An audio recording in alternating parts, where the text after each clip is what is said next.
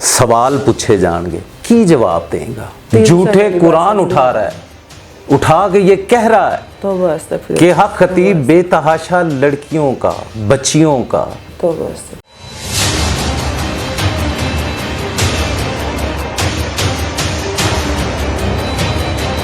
इनकी आंखों से आपको अंदाजा हो जाएगा कि इनकी फीलिंग क्या है, इनके दिल कितने टूटे हैं।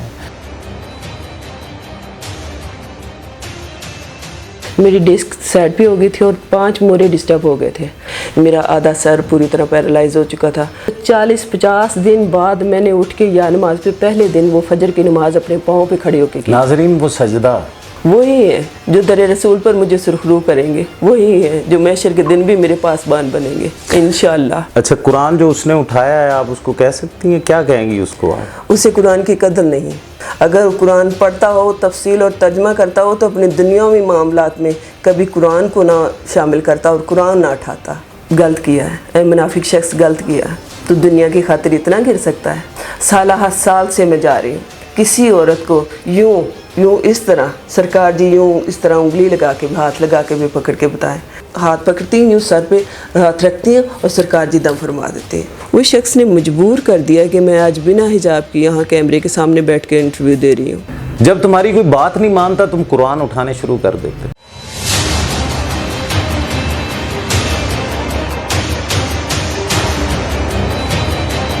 नाज़रीन, आज फिर प्रोग्राम का आगाज़ एक वही लड़ाई से करेंगे जो लड़ाई इकरार और हक खतीब साहब के साथ है। और मैं वही बात दोबारा करूँगा कि इकरार ने जो कुरान उठाकर उसने जो अल्फाज बोले कि ये अल्लाह का पाक कलाम मेरे पास मौजूद है, कि बाद में कोई सवाल ना उठे, मैं इस पर हाथ रखकर पूरी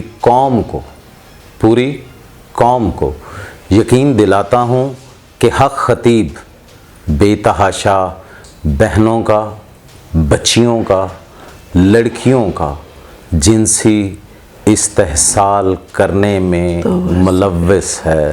नाज़रीन, यहाँ पे एक बात करेंगे। पिछले प्रोग्राम में आपकी मुलाकात हुई थी एक कैंसर पेशेंट से, बुज़ुर्ग कैंसर पेशेंट से।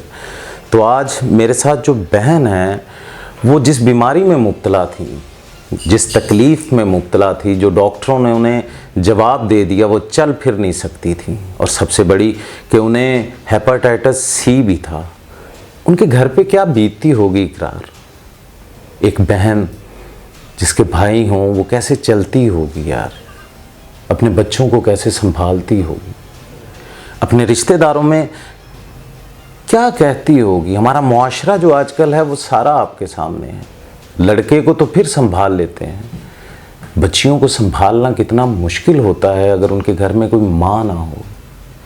एक बाप कैसे अपने बच्ची की परवरिश कर सकता है, उसे उठा सकता है? या हस्बैंड कितनी देर कहाँ नहीं गए होंगे वो, जब डॉक्टरों ने जवाब दे दिया कि आप पूरी ज़िंदगी चल फिर नहीं सकती, ऊपर से हेपेटाइटिस सी की पेशेंट, और तुमने कुरान उठा के ये बात की कि पीर हक खतीब बेतहाशा बहनों का, बच्चियों का, लड़कियों का जिनसी इस्तेहसाल करने में मुलव्वस है। अब मैं बात कहाँ लेके जाऊँ? मैं पूरी आवाम के सामने ये बात करना चाहूँगा कि इकरार जो एक निजी टीवी चैनल का एंकर है, उसने कुरान उठा के ये बात की। और आज मैं अपनी बहन से ये सवाल पूछता हूँ, जो कि मेरी गेस्ट हैं अनीस फातिमा। अस्सलाम वालेकुम अनीस फातिमा। जी वालेकुम अस्सलाम। सबसे पहले तो मेरे नाजरीन को ये बताएं कि जो इकरार ने ये बात की कि हक खतीब बेतहाशा, कुरान उठा के बात की है उसने कि हक खतीब बेतहाशा बहनों का, बच्चियों का, लड़कियों का जिनसी इस्तेहसाल करता है। सबसे पहले आपकी बीमारी का बताते हैं, फिर इस क्वेश्चन की तरफ आएंगे कि आप जब आपको चला फिरा नहीं गया, आपसे मोरों का मसला हो गया और ऊपर से हेपेटाइटिस सी हो गया, तो क्या फीलिंग थी आपकी और किस किस डॉक्टर के पास गई आप? जी, मैंने बहुत सारे डॉक्टरों के पास ट्राई किया। ये कब की बात है, ये भी बताएं मेरे नाज़रीन। डॉक्टर साहब हैं इधर बैठे हुए, ये तकरीबन 2022 की बात है, 21-22 में हुआ ये। डॉक्टर नवीद खान हैं, जनरल हॉस्पिटल में सर्विस करते रहे हैं, अभी ये सरैया अजीम हॉस्पिटल में प्राइवेट क्लिनिक करते हैं। उन्होंने मेरी फ़ाइल उठा के तीसरी मरतबा जब मैं दोबारा उनके पास गई अपनी तकलीफ़ लेके, तो उन्होंने फ़ाइल उठा के फेंक दी और कहा कि आपकी ये दर्द कभी ख़त्म नहीं होगी। इतनी शदीद दर्द थी कि मैं बैठ नहीं पाती थी, लेट नहीं पाती थी, सीधा यूँ अपने दोनों कूलों पे बैठ नहीं पाती थी। मेरी डिस्क साइड पे हो गई थी और 5 मोरे डिस्टर्ब हो गए थे, और कहते थे कि ये दर्द उस वक्त तक ख़त्म नहीं होगी जब तक आप ऑपरेट नहीं करवाएंगे। पैसों के कितने पैसे मांगे उन्होंने? तकरीबन लाखों रुपया मांगा उन्होंने, और ऑपरेट करवाने के लिए मेरे शौहर रजामंद भी हो गए। उन्होंने मेरी फ़ाइल भी तैयार करवा दी, नवाज शरीफ हॉस्पिटल में मुझे एडमिट करवा दिया गया। मैंने अपनी वालदा से इस्लाम किया कि वालदा मुझे ना एक दफ़ा सरकार जी के दर पर ले जाएं, तो मुझे कलर सजदा ले गए, मेरा भांजा लेके गया मेरी वालदा साथ। तो वहाँ जाके मैं व्हील चेयर पर एक कूले पर बैठी हुई थी, यूँ ऐसे लटक के, सीधा मैं बैठ नहीं पाती थी। तो जब सरकार जी सामने आए तो मैंने रो के अर्ज़ की कि सरकार जी मेरे साथ बहुत तकलीफ़ है, मैं बहुत तकलीफ़ में हूँ, तो दाम फरमा दें। तो उन्होंने मेरे सामने खड़े होकर मेरी एक टांग पूरी तरह, राइट हैंड की जो पूरी तरह टांग पैरालाइज हो चुकी थी, बिल्कुल समझ नहीं आती थी कि ये मेरे जिस्म का हिस्सा है या नहीं है। मेरा आधा सर पूरी तरह पैरालाइज हो चुका था, पानी डालने पर धोने पे मुझे बिल्कुल फीलिंग नहीं होती थी कि मेरा सर मेरे साथ है कि नहीं है। लेकिन जैसे ही उन्होंने सरकार जी ने दम फरमाया तो मेरे पाँव में हरकत शुरू की, हिलना शुरू हो गया। मैंने रो के बताया कि सरकार जी मेरा पाँव अब हिल रहा है, मुझे महसूस हो रहा है। तो उन्होंने कहा उठ जाएं, उठ के चक्कर लगाएं। मैंने उठ के चक्कर लगाए और उन्होंने मुझे कहा कि आप सलामत है, आप घर चले जाएं, चल के अपने पाँव पे घर चले जाएं। मेरी गाड़ी तकरीबन आधा किलोमीटर दूर खड़ी थी, मैं गाड़ी तक चल के आई और शुक्र अल्हम्दुलिल्लाह। और जो दूसरा सवाल आपका, मैं आपको अभी करता हूँ आपसे बात, तो ये भी बात करूँगा आपके साथ मैं कि वो तो इकरार तो ये भी कहता है, मुख्तलिफ वीडियोस दिखा गए कि हक खतीब ने वहाँ पे बंदे रखे हुए हैं जो पेड होते हैं, यानी कि उनको ही उठा पाता है, बाकी किसी को उठा नहीं पाता। कुछ मेरे नाजरीन को ये भी बताएं कि इकरार के इस बयानिए को आप किस तरह देखते हैं कि वो तो अपनी वीडियोज़ में ये दिखाता है कि जो भी व्हील चेयर से उठ के खड़ा हो जाता है वो पेड है, जो नहीं खड़ा हो पाता। मैं इस तकलीफ़ में थी तकरीबन 40-50 रोज़ तक इस तकलीफ़ में रही। मैं चल कर जा नहीं सकती थी और मुझे कोई ले जाने वाला नहीं था। जब मुझे हॉस्पिटलाइज करने चाहा, उन लोगों ने एडमिट करवा दिया, फ़ाइल बन गई, तब मैंने रो के कहा कि एक दफ़ा मुझे ले जाओ, और मुझे लेके गए।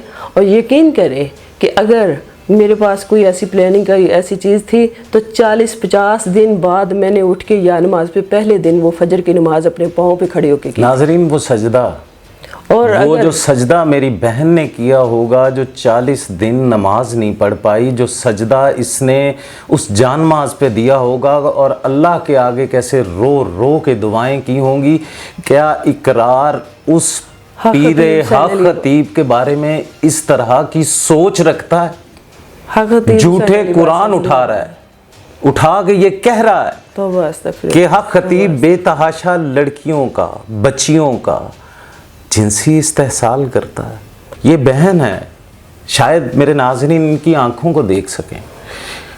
नाज़रीन उस सजदे की कैफियत क्या होगी जो 40 दिन बाद ज़मीन पे जाके अदा हुआ होगा, और कितनी दुआएं निकली होंगी उस पीर हक खतीब के लिए। हुसैन अली बादशाह जिंदाबाद, हक खतीब हुसैन अली बादशाह जिंदाबाद। जब भी कभी वक्त बुरा आता है, जब भी कभी कोई मुश्किल आती है, बेसाख्ता यही निकलता है, हक हक हक खतीब हुसैन अली बादशाह जिंदाबाद। सिर्फ वही है, वही है। मेरी खुदा तक रसाई नहीं है, मेरी मदीने वाले तक रसाई नहीं है। मैं सिर्फ जानती हूँ हक खतीब हुसैन अली बादशाह जिंदाबाद।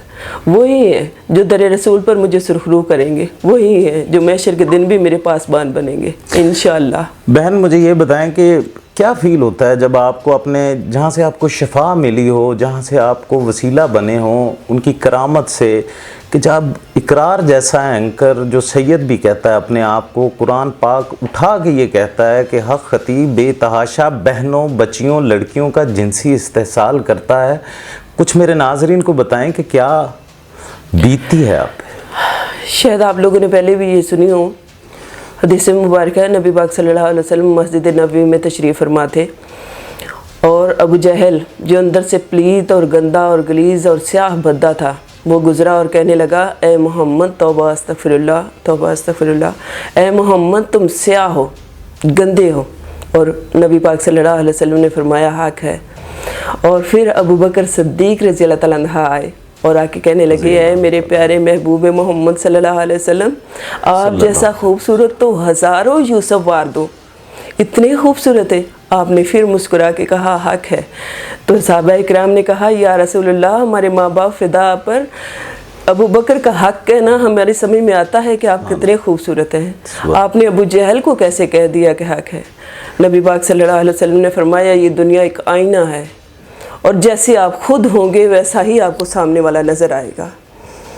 تم فاسق ہو، تم منافق ہو، اقرار تم اچھا نہیں کر رہے، میں یہی کہوں گی۔ اچھا، قرآن جو اس نے اٹھایا ہے آپ اس کو کہہ سکتی ہیں، کیا کہیں گی اس کو آپ؟ اسے قرآن کی قدر نہیں، اسے قرآن پڑھنا نہیں آتا، اس نے کبھی تفصیل اور ترجمہ نہیں کیا ہوگا۔ اگر قرآن پڑھتا ہو، تفصیل اور ترجمہ کرتا ہو تو اپنے دنیاوی معاملات میں کبھی قرآن کو نہ شامل کرتا اور قرآن نہ اٹھاتا، وہ تو ایک عام حدیثوں والی کتاب بھی نہ اٹھاتا۔ اسے قدر نہیں ہے، وہ جانتا نہیں ہے کہ یہ کون سی کتاب ہے، یہ الہامی کتاب ہے جو تو نے اٹھائی ہے نا، غلط کیا ہے، اے منافق شخص غلط کیا ہے۔ تو دنیا کی خاطر اتنا گر سکتا ہے؟ بہن خود تو کو سید کہتا ہے۔ آپ صرف اپنے پیر صاحب کے بارے میں کچھ میرے ناظرین کو بتائیں۔ میں یہ بتانا چاہتی ہوں کہ ہم 2016 اور 17، 18، 19، 20، آج یہ 2024 جا رہا ہے، سالہ ہر سال سے میں جا رہی ہوں۔ میں نے کبھی نہیں دیکھا کہ بہت ساری خادمیں وہاں پرانی بیٹھی ہوئی ہیں، ان کی سفارش وہاں چلتی ہو۔ میں نے کبھی نہیں دیکھا کسی عورت کو یوں اس طرح سرکار جی یوں اس طرح انگلی لگا کے ہاتھ لگا کے بھی پکڑ کے بتائیں۔ خادمین خواتین ہیں، میں خود بھی وہاں خادم رہی ہوں، میں نے بھی کام کیا۔ وہاں خادمین خواتین ہیں جو ہاتھ پکڑتی ہیں، یوں سر پہ ہاتھ رکھتی ہیں اور سرکار جی دم فرما دیتے ہیں۔ اور بیوقوف انسان وہ تو سامنے خود سر پہ ہاتھ بھی نہیں رکھتے، وہ دوسروں سے یوں سر پکڑاتے ہیں اور دم کر دیتے ہیں۔ خواتین والی سائڈ پہ خواتین ہیں، مردوں والی سائڈ پہ مرد ہیں۔ اور سب سے خوبصورت ان کی کرامت حضرت ابراہیم علیہ السلام خلیل اللہ، میرے نبی پاک صلی اللہ علیہ وسلم کے دادا امجد، ان کی یہ سنت تھی کہ لوگوں کو گھر خود دعوت پہ بلاتے اور ان کے لیے وسیع و عریض دسترخوان بچھاتے۔ میرے خطیب سرکار بادشاہ وہاں پہ وسیع و عریض دسترخوان بچھاتے ہیں اور لاکھوں کروڑوں روپیہ خرچ کرتے ہیں۔ اتنی دنیا کو بار بار کہتے ہیں کھانا کھا کے جانا، یہ غوث لنگر کھا کے جانا، یہ کھا کے جانا، جس نے نہیں کھایا وہ جا کے کھائے، اس میں شفا ہے۔ باجی آخری سوال آپ سے میں اب یہاں پہ کرنا چاہوں گا کہ لوگوں کے بارے میں جو سوشل میڈیا پہ اقرار نے ویڈیوز دی ہیں، وہ کہتے ہیں کہ حق خطیب دموں کے پیسے لیتے ہیں، وہاں پہ انتظامیہ ہیں وہ ڈھیروں جیسے پیسے لیتے ہیں، ان کی اربوں کی پراپرٹی ہے، کیا کہیں گی آپ سے کبھی اس درگاہ پہ کسی نے پیسے لیے؟ اور اللہ کو حاضر ناظر جان کر بتائیں۔ میں اس وقت قبلہ رخ بیٹھی ہوئی ہوں، شکر الحمدللہ، اپنا ایمان اس قابل ہے کہ دل جس بات کی شہادت دیتا ہے، دل کی شہادت اس معنی رکھتی ہے کہ اگر آپ کہیں نہ جانے جگہ پہ بیٹھے ہوں، آپ کو قبلہ رخ نہ معلوم ہو تو آپ نماز پڑھیں، دل کی شہادت ہو کہ یہاں پہ قبلہ رخ ہوگا تو آپ کی نماز ہو جائے گی، اگر نہ شہادت دو تو آپ کی نماز نہیں ہوگی۔ میرا دل اس بات کا شاہد ہے، عینی شاہد ہے۔ آج تک میں نے کبھی کسی بات پر کسی خادم کو بھی 10 روپے نہیں دیے، سرکار جی کو تو چھوڑیں، میں نے کبھی کسی خادم کو بھی 10 روپے نہیں دیے۔ اگر حب توفیق 10، 20، 100، 50 اگر مجھ سے کوئی لنگر میں حصہ ڈالتا ہے تو میں نے ڈال دینا، ورنہ نہیں ڈالنا، جیسے کہ ویسے آ جاتی ہوں۔ ان کو لنگر کھا کے آتی ہیں نا وہاں؟ جی الحمدللہ کھا کے آتی ہوں۔ تو شاید اقرار کو لنگر نہ ملا ہو وہاں سے، شاید وہ اس ہو لیے سکتا ہے بھکاری کو لنگر ہی نہ ملا ہو، چڑ گیا ہو۔ انیس فاطمہ، ایک کویسچن اور میں یہاں سے آپ سے کروں گا، آپ میری بہن ہیں، تو جو اقرار ہے میرے خیال میں آپ اپنے بارے میں بتائیں کہ حجاب کے بغیر آپ کو کیمرہ فیس کرنا پڑ رہا ہے، اس بارے میں بتائیں، اور اقرار کا جو بیانیہ ہے جو لیڈیز کے بارے میں وہ بھی میرے ناظرین کو بتا دیں۔ میں شخص کے بیانیے کو کچھ نہیں کہہ سکتی، میں ایک سادہ کو عام عورت ہوں، گھریلو، پروفیشنل نہیں ہوں، میں کوئی کام نہیں کرتی، میں گھر کے کام کرتی ہوں، ایک کھانا بنانے والی، کچن چلانے والی، بچوں کو پالنے والی، اور میں فیملی سے بلانگ کرتی ہوں۔ میرا یہ انٹرویو میرے خاندان والے دیکھیں گے، نہ جانے مجھے کس قدر تنقید کا سامنا کرنا پڑے گا۔ میں آج بنا حجاب کے صرف سرکار جی کی خاطر یہاں بیٹھی ہوں کیمرے کے سامنے۔ ہم لوگ حجاب کر کے باہر نکلتے ہیں، اپنے محرم بہن بھائیوں کے ساتھ نکلتے ہیں، اس طرح کبھی باہر نہیں نکلے۔ وہ شخص نے مجبور کر دیا کہ میں آج بنا حجاب کی یہاں کیمرے کے سامنے بیٹھ کے انٹرویو دے رہی ہوں۔ اور بہن میں آپ کے اس حوصلے کو سلام پیش کرتا ہوں کہ ہمیں پتہ ہے خاندانی ایتھکس کیا ہوتے ہیں، کے ایتھکس کیا ہوتے ہیں، پوتوں کیا ہوتے ہیں کہ کس طرح یہ لوگ حجاب کے بغیر، بہت کم لیڈیز ہوتی ہیں جو خاندان، جو گھریلو وائفس ہوتی ہیں، جو گھریلو بہنیں ہوتی ہیں، گھریلو عورتیں ہوتی ہیں، یہ نقاب کے بغیر باہر نہیں نکلتی. تو جس طرح انہوں نے اپنے پیر صاحب کے لیے میڈیا کی جو اقرار بتا رہا ہے لیڈیز کے بارے میں، ان کا مقابلہ کرنے کے لیے گھریلو خاتون آ کے ہمیں انٹرویو دے رہی ہے. بہن میں آپ، بلکہ بہن باجی پروین کو بھی سلام پیش کرتا ہوں اور آپ کو بھی سلام پیش کرتا ہوں. میرا صرف یہی کہنا ہے کہ اقرار پلیز ان لیڈیز کو بھی سامنے لے کے آؤ جن کے ساتھ حق خطیب نے جنسی استحصال کیا ہے، جو تم بیانیاں لے کے چل رہے ہو. ناظرین، آخر میں صرف اتنا کہوں گا کہ اقرار نے جو قرآن اٹھایا، قرآن مجید اٹھا کر ایک بیان دیا، یہ اللہ کا پاک کلام میرے پاس موجود ہے کہ بعد میں کوئی سوال نہ اٹھائے. میں اس پر ہاتھ رکھ کر پوری قوم کو یقین دلاتا ہوں کہ حق خطیب بے تحاشا بہنوں، بچیوں، لڑکیوں کا جنسی استحصال کرتا ہے. ناظرین، یہ اقرار نے بیان دیا. اب میرا سوال ہے اس سے، یہ بہن، وہ کینسر پیشنٹ والی بہن، کیا کہوں گا میں؟ اقرار، تو نے اس ٹی آر پی کے لیے چھوٹی سی زندگی کتنی ہے، مر جانا ہے یار، کتھے رہنا ہے اس دنیا دے وچ. جب انسان مر جاندہ ہے نا جناب، تو میت دی نیت کیتی جاندی ہے، ان قبر دے وچ پا دیتا جاندہ ہے، اتوں مٹی پائی جاندی ہے، رات ہو جاندی ہے، سوال پوچھے جان گے، کی جواب دیں گا؟ تو اپنے آپ نو سید کہہ دیتا ہے.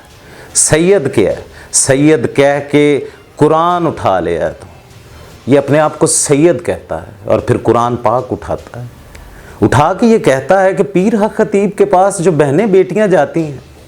اقرار، تو میرے خیال میں وہی ہے جو 2021 میں تو نے جو بات کی تھی کہ شکر ہے مجھے اس دور میں بیٹی پیدا نہیں ہوئی. اب مجھے یہ بتاؤ تم، اب مجھے یہ دکھاؤ تم کہ ان بہنوں کو میں کیا کہوں جو اپنے پیر سے محبت کرتی ہیں.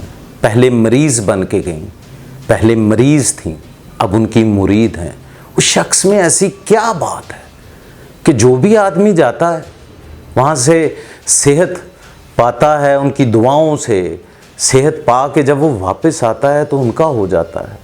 ان کے منہ سے تو مجھے حق خطیب نظر آتا ہے. تم نے جو چہرہ دکھایا وہ کون سا چہرہ تھا یار؟ کیا مجبوری بن گئی تھی تجھے کہ تجھے ایک شریف آدمی کے لیے، ایک ولی اللہ کے لیے اتنا گھنونا کام کرنا پڑا؟ میں وہی ہوں اینکر، میں اتنا بڑا نہیں ہوں، مجھے شاید بولنا بھی نہ آتا ہو، مجھے سمجھانا بھی نہ آتا ہو، مجھے دیکھنا بھی نہ آتا ہو. تم تو سینئر ہو یار، 18 سال سے کام کر رہے ہو. میرے تو سوال بھی اسی طرح گئے ہیں کہ یار تو نے 18 سال صحافت کی ہے، تیری پراپرٹی کتنی ہے، تیری جائیداد کتنی ہے، وہ تو ناظرین کو دکھا دے. تو حق خطیب کے بارے میں کرنا شروع کر دیتا ہے، اس کے پاس اربوں کی پراپرٹی ہے. جب تمہاری کوئی بات نہیں مانتا تم قرآن اٹھانے شروع کر دیتے. اب مجھے یہ بتاؤ ان بہنوں کے بارے میں کیا کہوں گا میں؟ کس سے لوں فتوے؟ کس سے پوچھوں میں جا کے؟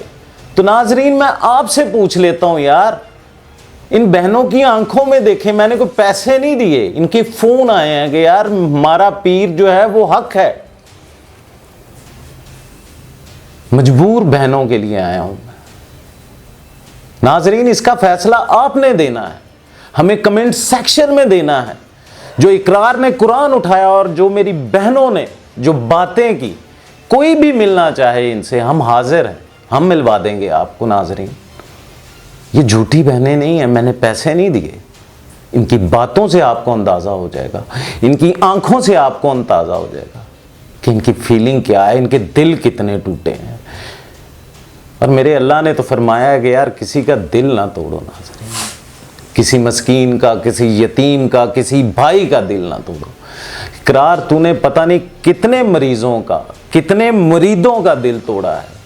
اس دل توڑنے کا جو گناہ ہوگا حشر میں کیسے جواب دے گا؟ تو کیسے منہ دکھائے گا آقا کو کہ تو نے کیا کیا؟ ایسے خادم جو میسر تجھے بے دام کے تھے، ہم جو بیکار بھی تھے پھر بھی तेरे काम के थे। उलझने जितनी थीं सारी ही तेरी याद की थीं। अश्क आँखों में थे जितने भी तेरे नाम के थे। हमने वारी है बसिद शौक़े जवानी तुझ पे कुर्बान हुए दिन जो के आराम के थे। नाजरीन, अगले प्रोग्राम तक की मुझे इजाज़त दीजिएगा। राना बाबर मसूद, खुदा हाफिज़।